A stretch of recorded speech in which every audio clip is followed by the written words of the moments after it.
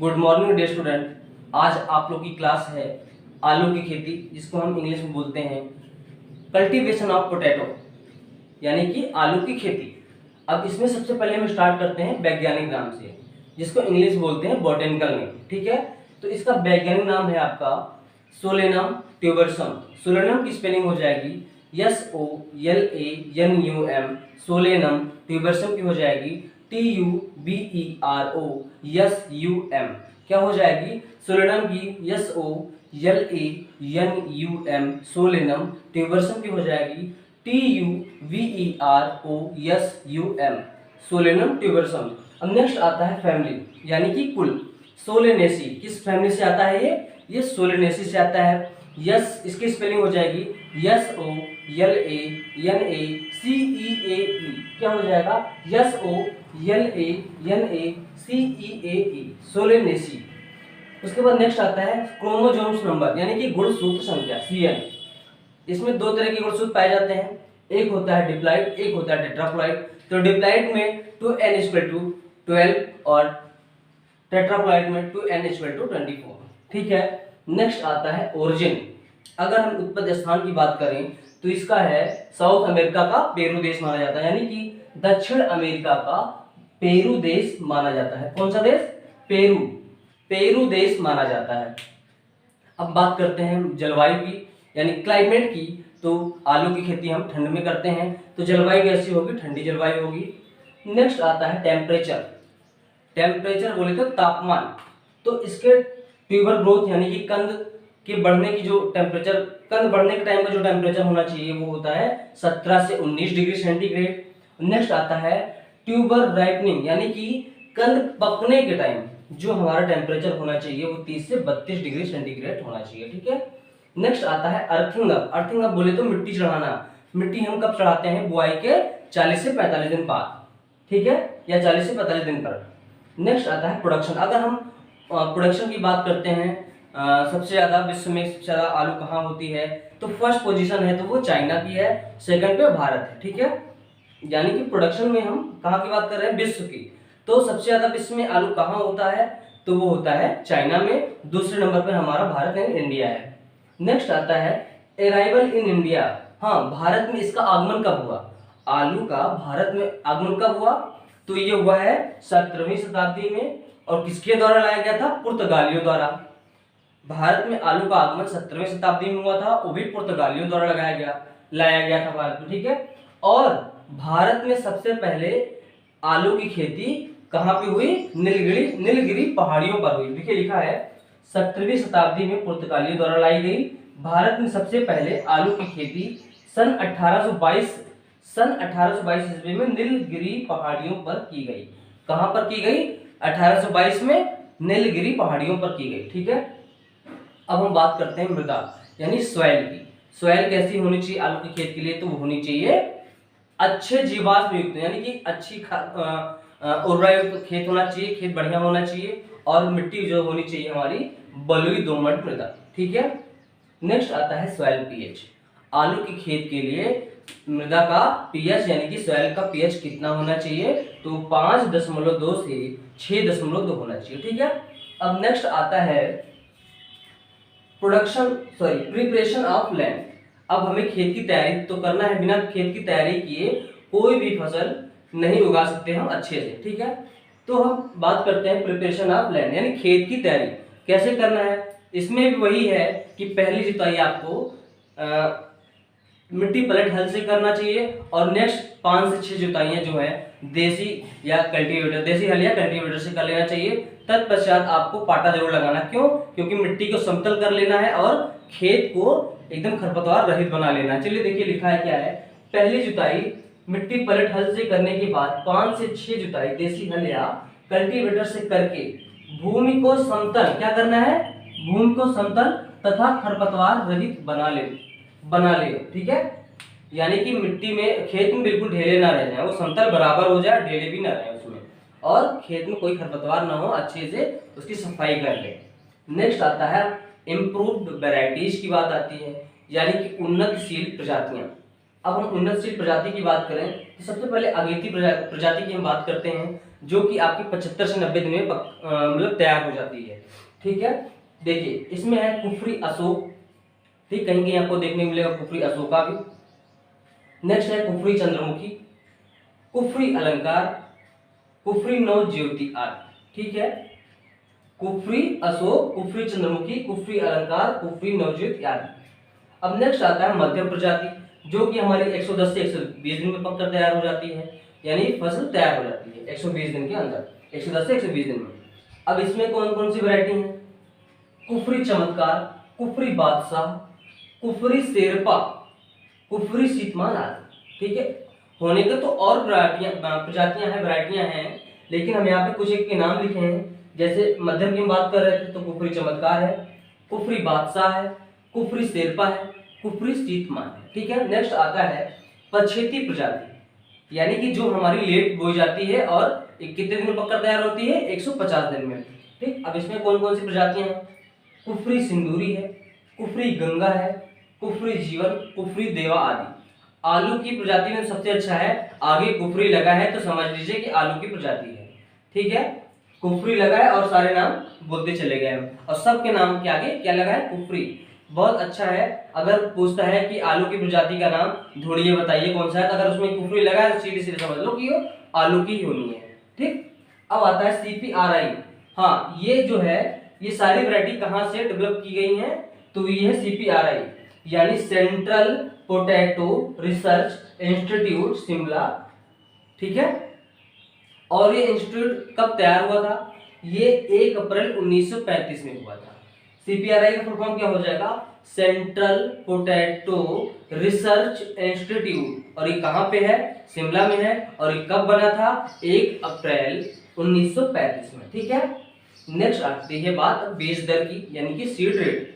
तो seed rate जो चाहिए होगा हमारा, बीज दर जो चाहिए होगा 1 हेक्टेयर के लिए 20 से 25 किलो। ठीक है, यानी 20 से 25 किलोग्राम प्रति हेक्टेयर। अब बात आती है ट्यूबर वेट की, यानी कि जो कंद हम आलू की बोते हैं उसका वजन कितना होना चाहिए, भार कितना होना चाहिए? वो होना चाहिए आपका 25 से 30 ग्राम का एक कंद होना चाहिए, जो हम बोते हैं बुआई के टाइम। ठीक है, और वो भी कैसे होना चाहिए? हर कंद में कम से कम 2 से 3 आंख होना जरूरी है। 3 आंख होगी तो अच्छा रहेगा, 2 होगी तो चलाऊ रहेगा, लेकिन अच्छा ठीक है, लेकिन 3 आंख वाला सबसे अच्छा होगा। अगर आलू बहुत ज्यादा बड़ी है तो आपको उसको कट करके बोना है। ठीक है, बहुत बड़ी आलू बोने का कोई मतलब नहीं है, उसे काट के बोए।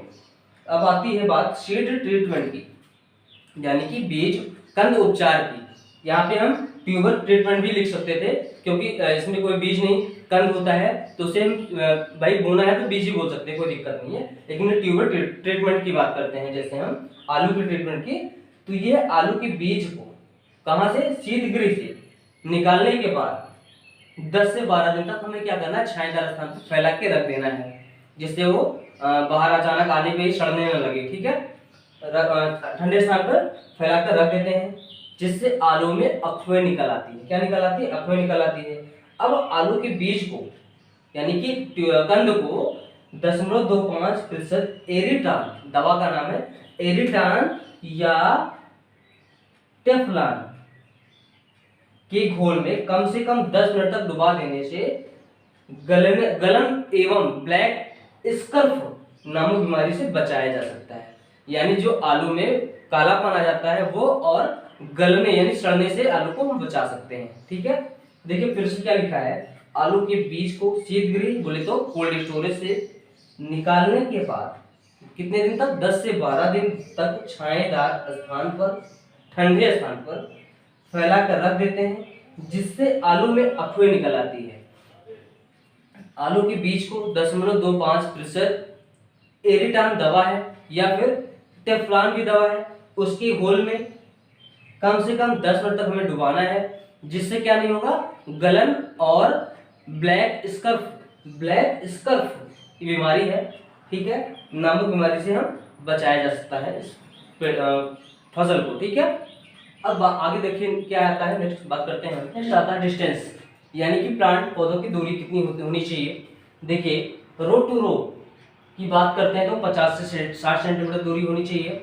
और प्लांट टू प्लांट की दूरी बात करें तो 30 सेंटीमीटर, यानी कि रो टू रो का मतलब है मेड़ से मेड़ की दूरी कितनी होनी चाहिए, 50 से 60 सेंटीमीटर, और प्लांट से प्लांट यानी पौधे से पौधे की दूरी 30 सेंटीमीटर होनी चाहिए। अब आती है बात नेक्स्ट मेथड्स ऑफ सोइंग, यानी कि बुआई की विधियां।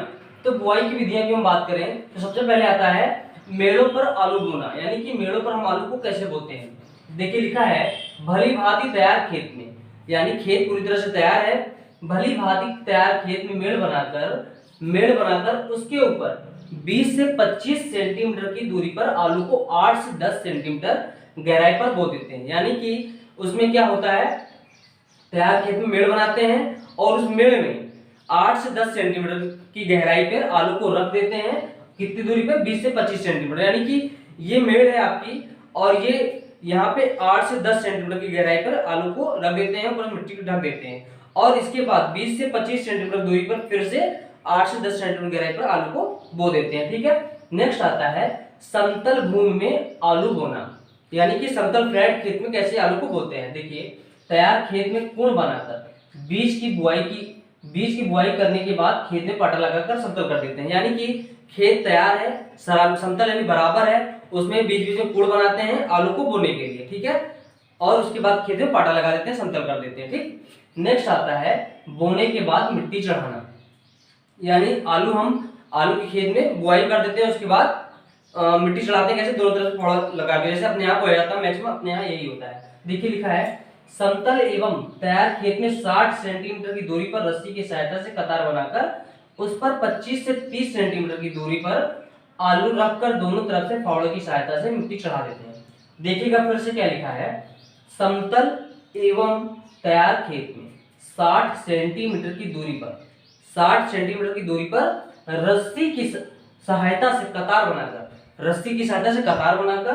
उस पर 25 से 30 सेंटीमीटर की दूरी 25 से 30 सेंटीमीटर दूरी यानी आलू का बीज यानी कंद को रखकर दोनों तरफ से फावड़े की सहायता से मिट्टी चढ़ा देते हैं। ठीक है, अब नेक्स्ट आता है पोटैटो प्लांटर द्वारा आलू बोना। पोटैटो प्लांटर बोले तो आलू बोने की मशीन है एक प्रकार की। ठीक है, देखिए इसमें क्या है, अधिक क्षेत्र में, यानी कि जब हमें आलू बहुत ज्यादा एरिया में बोना है और जल्दी बोना है तो इसका हम यूज करेंगे। देखिए लिखा है अधिक क्षेत्र में शीघ्र बुआई करने के लिए आलू की बुआई करने के लिए आलू बोने की मशीन का प्रयोग करते हैं। ठीक, इससे बुआई के बाद मिट्टी नहीं चढ़ानी पड़ती है। इससे जब हम मशीन द्वारा आलू बोते हैं तो हमें मिट्टी नहीं चढ़ानी पड़ती है। देखिएगा, क्योंकि आलू के विकास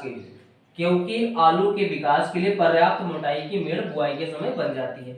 जब हम मशीन द्वारा आलू की बुआई कर रहे होते हैं उसी टाइम, मतलब जितनी हमें आलू की मेड़ चाहिए होती है, जिस तरह से उस तरह से बुआई के टाइम में मेड़ बन जाती है। इस वजह से हमें आलू प्लांटर यूज करने के बाद मिट्टी नहीं चढ़ानी पड़ती है आलू के खेतों में। ठीक है, नेक्स्ट आता है इरिगेशन सिंचाई। अब सिंचाई की बात करते हैं तो इसमें ज्यादा सिंचाई की आवश्यकता होती है, तकरीबन 8 से 10 सिंचाई करना पड़ता है। पहली सिंचाई कब करते हैं, जब हम आलू जम आता है उसके तुरंत बाद कर देनी होती है आलू की सिंचाई, और उसके बाद हमें 10 से 15 दिन के अंतराल पर सिंचाई करते रहना चाहिए, वो भी 8 से 10 सिंचाई। देखिए लिखा क्या है, पहली सिंचाई आलू जमने के तुरंत बाद, मैंने बोला आलू जमने के तुरंत बाद आपको सिंचाई कर देनी है। इसके उपरांत यानी इसके बाद 10 से 15 दिन के अंतराल पर हल्की सिंचाई करते रहना चाहिए। कितनी दिन के अंतराल पर, 10 से 12 दिन या 15 दिन के अंतराल पर, जैसे धूप या मौसम जैसा भी होगा, खेत सूख गया तो 10 दिन पे ही कर देंगे, अन्यथा चल रहा है तो 12 दिन 15 दिन पे करते रहना चाहिए। कितनी, कैसे सिंचाई, हल्की सिंचाई। ठीक है, तकरीबन 8 से 10 सिंचाइयां करते हैं आलू की फसल के लिए, हमें 8 से 10 या 11 सिंचाई करना चाहिए, करना पड़ता है। ठीक है, अब आती है बात डिजीज कंट्रोल की, यानी रोग नियंत्रण की। भाई इसमें रोग लगता है कैसे, जैसे पहला है अगेती झुलसा रोग। ठीक, अब ये इसमें देखिए क्या है, यह रोग फफूंद द्वारा होता है।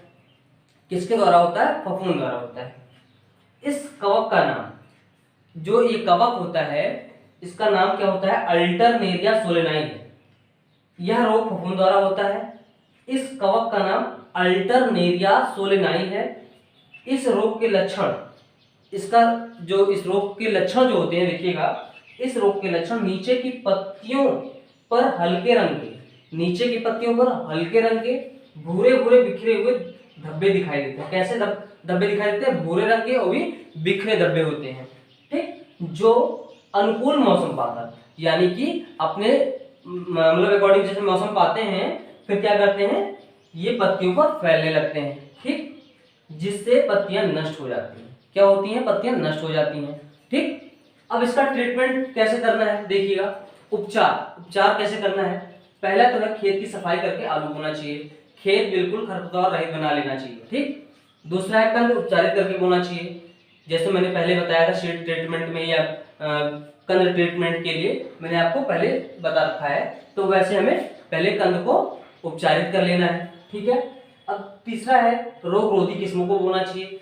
अब रोग रोधी किस्म की बात करें तो इसमें है कुफरी बादशाह। ये प्रतिरोधी होता है, ये मतलब इसमें अगेती झुलसा का कोई फर्क नहीं पड़ता है। कौन सी वैरायटी है? वो कुफरी बादशाह है। लगभग 250 से 300 क्विंटल प्रति हेक्टेयर आलू का प्रोडक्शन भी होता है उस वैरायटी में। ठीक है, अब तीसरा है दवा फाइटोलान। कौन सी दवा है? फाइटोलान को 0.3% घोल में 10 से 12 दिन के अंतराल पर या 12 से 15 दिन के अंतराल पर 3 बार हमें स्प्रे करना है इस रोग से निजात पाने के लिए, छुटकारा पाने के लिए। ठीक है, अब नेक्स्ट आता है पछेती झुलसा रोग। यह आलू का सबसे खतरनाक रोग माना जाता है। फिर इसमें क्या है? यह फाइटोप्थोरा इन्फेस्टेंस नामक कवक द्वारा आलू में होता है। ठीक है, इस रोग से प्रभावित पौधों की पत्तियां एवं तनों पर भूरे, बैगनी एवं काले रंग के धब्बे दिखाई देते हैं। अधिक प्रभाव होने पर पत्तियां पूरी तरह से सूख जाती हैं। यह आलू का सबसे खतरनाक रोग है। देखिएगा, यह किसके द्वारा होता है? कवक द्वारा होता है। कौन से कवक नाम है? फाइटोप्थोरा इन्फेस्टेंस नामक कवक द्वारा आलू में होता है। इस रोग से प्रभावित पौधों की पत्तियों एवं तनों पर, पत्ती पर भी और तने पर भी कैसे धब्बे? भूरे, बैगनी एवं काले रंग के धब्बे बन जाते हैं, दिखाई देते हैं। ठीक है, अधिक प्रभाव होने पर पत्तियां पूरी तरह से सूख जाती हैं। ठीक, चलिए अब इसका ट्रीटमेंट कैसे करना है, हमें इससे निजात कैसे पाना है। पहली बात तो प्रमाणित बीज होना चाहिए, यानी कि सर्टिफाइड सीड का यूज करना चाहिए, प्रयोग करना चाहिए। ठीक है, अब दूसरा है रोग रोधी किस्म को बोना चाहिए। इसमें भी वही है, कुफरी बादशाह इसका रोग रोधी पौधा है, मतलब बीज है। ठीक है, अब दवा कौन सी यूज करेंगे इस रोग के निजात पाने के लिए? स्ट्रेप्टोसाइक्लिन कितना? 0.1 ग्राम को 1 लीटर पानी में मिलाकर हमें स्प्रे करना है। ठीक है, चलिए अब आती है रोग की बात। तो तीसरा है काली रूसी रोग। काली रूसी रोग आलू में आप देखते होंगे, बेडोल अजीब प्रकार का, उसमें क्या होता है? काले काले धब्बे बने होते हैं, बड़े बड़े। ठीक है, देखिए यह रिजोप्टोनिया सोलानी नामक कवक द्वारा आलू में होता है। कौन से कवक द्वारा? रिजोप्टोनिया सोलानी नामक कवक द्वारा आलू में होता है। इसके लक्षण कंद के सतह पर, यानी कंद के आलू के ऊपर अनियमित उभरे हुए काले रंग के धब्बे दिखाई देते हैं। ठीक, अब इसका ट्रीटमेंट कैसे करना है, निजात कैसे पाना है? कंद को उपचारित करके बोना चाहिए। ठीक, दूसरा है कंद को जो है हाथ से खुरचकर साफ कर लेना चाहिए, उसके बाद बोना चाहिए। ठीक है, चलिए चौथा आता है मोजैक रोग। ठीक, मोजैक रोग बोले तो इसे ऐंठा रोग भी कहते हैं। कौन सा रोग? ऐंठा रोग भी कहते हैं। यह विषाणु के कारण होता है। किसके कारण? विषाणु के कारण। इस रोग की वाहक कीट होती है, यानी कि ये रोग कीट द्वारा आता है, कीटों के द्वारा फैलता है। ठीक, लिखा है इस रोग की वाहक कीट होती है। इस रोग में आलू की पत्तियां हरी पीली पड़कर सिकुड़ जाती हैं। मोजैक रोग से क्या होता है? इससे आलू की जो पत्तियां होती हैं वो हरी पीली पड़कर सिकुड़ जाती हैं। नेक्स्ट अब आता है ट्रीटमेंट। अब इसका निजात कैसे पाना है, उपचार कैसे करना है? तो इस रोग के नियंत्रण के लिए रोगी पौधों को उखाड़कर नष्ट कर देना है। नष्ट कैसे करना है? या तो उसको जो है जमीन में दबा देना है या फिर जला देना है। ठीक है, अब इसमें दवा कौन सी यूज करना है? फसल पर मेटासिस्टॉक्स। कौन सा? मेटासिस्टॉक 25 EC के 1 लीटर दवा को, यानी मेटासिस्टॉक्स 25 EC 1 लीटर लेना है और 1000 लीटर पानी में घोलकर स्प्रे कर देना है, छिड़काव करना है। ठीक है, अब नेक्स्ट देखते हैं क्या है। देखिए नेक्स्ट आता है पेस्ट कंट्रोल। अगर हम कीट नियंत्रण की बात करते हैं तो सबसे पहले आता है माहू या चेपा, जिसको इंग्लिश में बोलते हैं एफिड्स। ठीक, अब देखिए क्या है। माहू एक सर्वभक्षी व बहुभक्षी कीट है। कैसा कीट है? सर्वभक्षी भी है और बहुभक्षी भी कीट है, जो रस चूसकर फसल को नुकसान पहुंचाता है। यानी कि पौधों के समस्त कोमल भागों को ये रस चूसते हैं। ठीक है, अब इसका हम कंट्रोल कैसे करेंगे?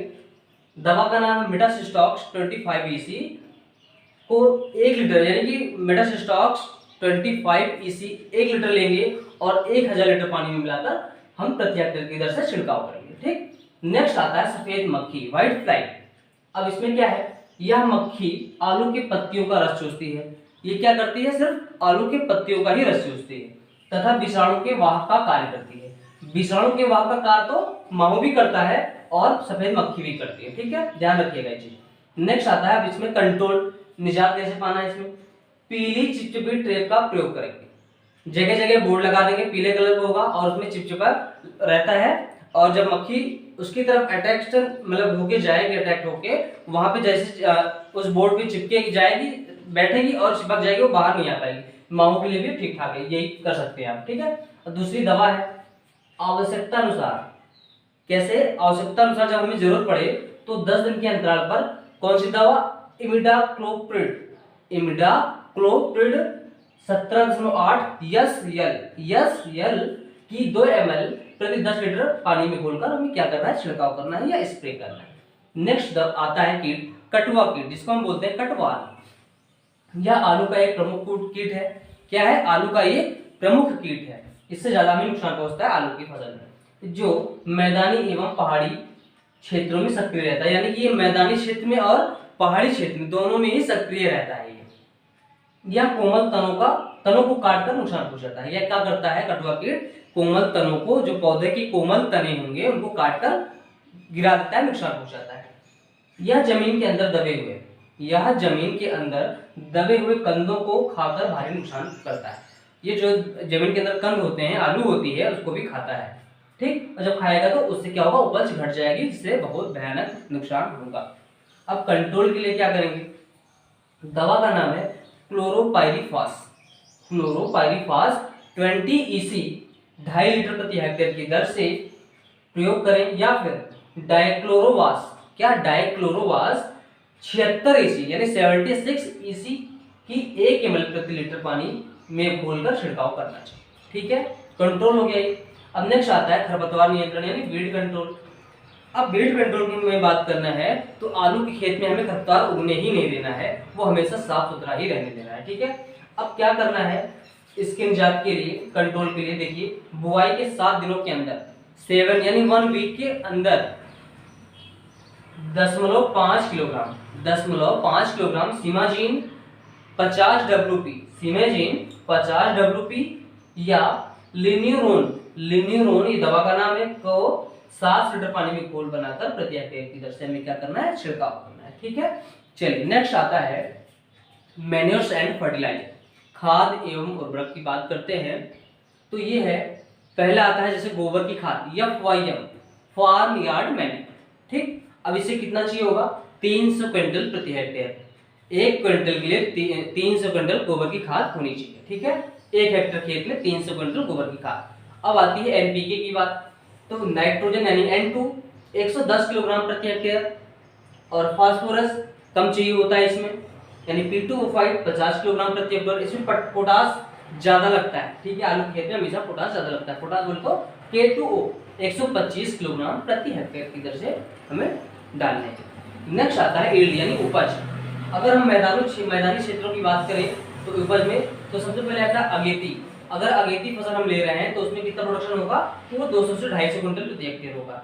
अगर हम मध्यम मीडियम की बात करते हैं तो 200 से 250 क्विंटल प्रति हेक्टेयर, दोनों सेम है। तीसरा आता है पछेती। अगर हम पछेती आलू मैदानी क्षेत्र में बो रहे हैं, किस फसल ले रहे हैं, तो कितना आएगा?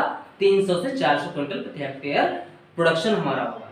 अब आती है पर्वतीय घाटियों में जो आलू की फसल लेते हैं हम, तो वहां पे 150 से 200-250 क्विंटल प्रति हेक्टेयर होता है। 200 से 250 भी हो सकता है, 150 से 250 भी हो सकता है, या हमने लिखा है 150 से 200 क्विंटल प्रति हेक्टेयर। ठीक है, नेक्स्ट आता है ऊंचे पहाड़ों पर जब हम आलू की फसल लेते हैं तो हमारा प्रोडक्शन कितना होता है? तो वो होता है 200 क्विंटल प्रति हेक्टेयर। ठीक है, अब हमारा यहाँ पे कल्टीवेशन ऑफ पोटैटो हम पढ़ा रहे थे और हमारी आलू की खेती खत्म हो गई है। अब हमें दीजिए इजाजत, धन्यवाद।